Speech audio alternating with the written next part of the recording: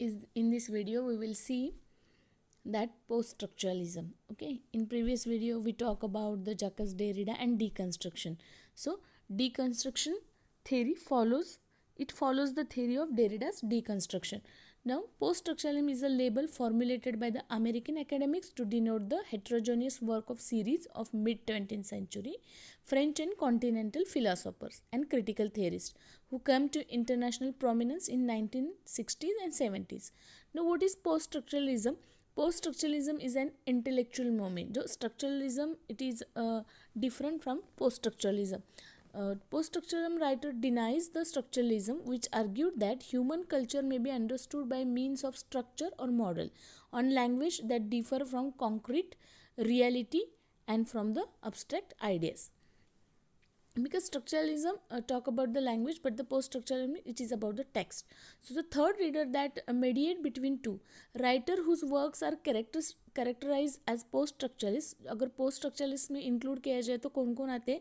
Jacques Derrida आते हैं, Michel Foucault आते हैं, Judith Butler, Jacques Lacan, Jean Baudrillard and Julia क्रिस्टेवा.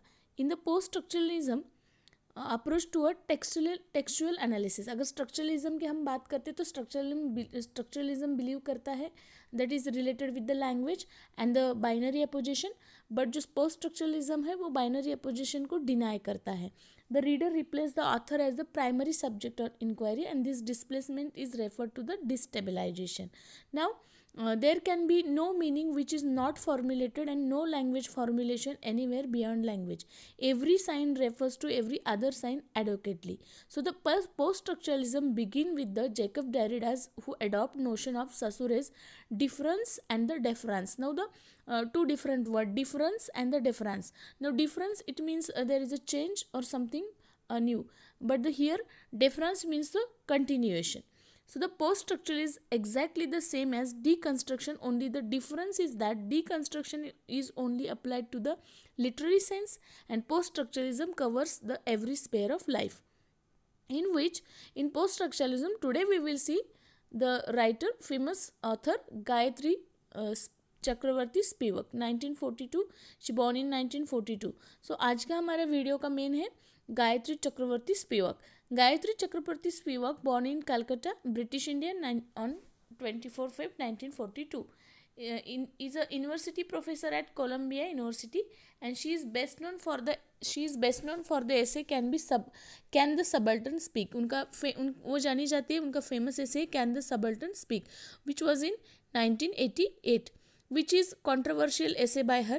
She is considered an influential intellectual or post-colonialism and also for her translation of introduction to Jacques Derrida's D-Lab Grammatology. या वो जानी जाती है Jacob Derrida का उन्होंने of grammatology जो English में translate किया था. In 2012 Spivak was awarded the Cato Prize in Art and Philosophy for being a critical theorist and educator speaking for humanities against intellectual colonialism in relation to the globalized world. In 2013, she received the Padma Bhushan Award.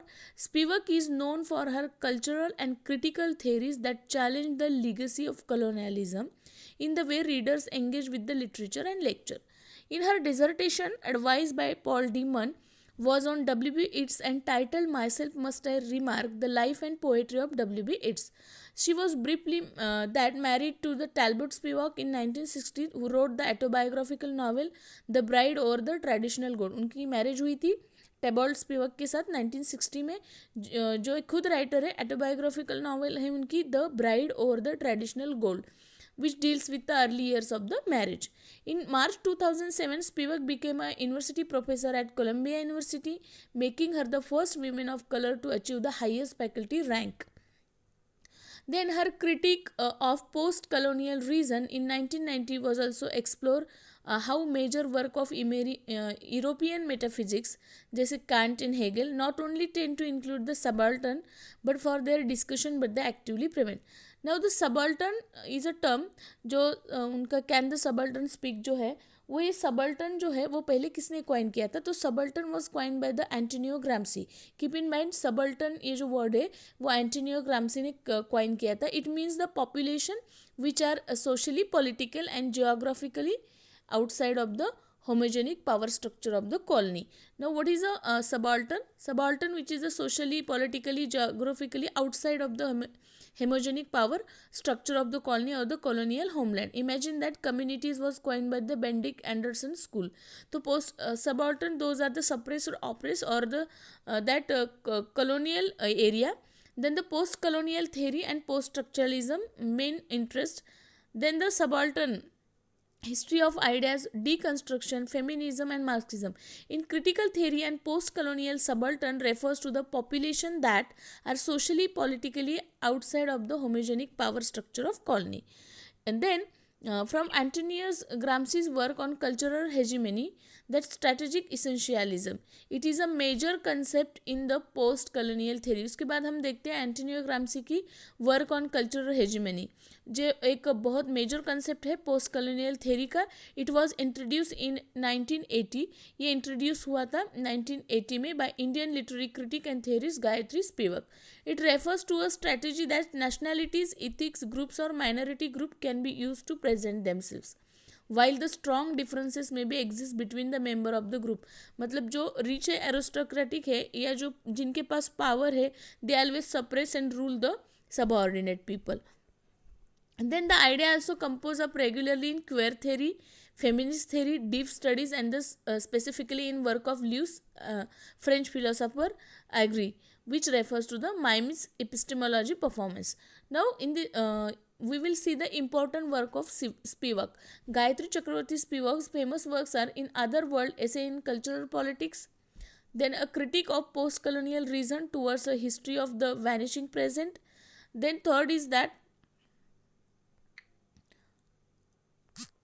Death of the Discipline in 2003, Death of a Discipline. Then Other Asian in 2005, and Aesthetic Education in the Era of Globalization. Then sixth work है उनका number 6, which is Red Thread, which is Red Thread.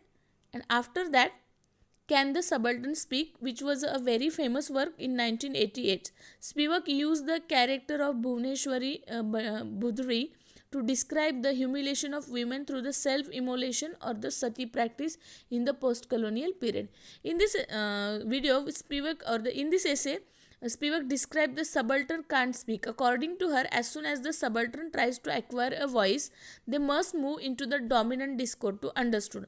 Must remove themselves from the subaltern position also mean that they are no longer speaking from the positions, since they are no gate of the cycle.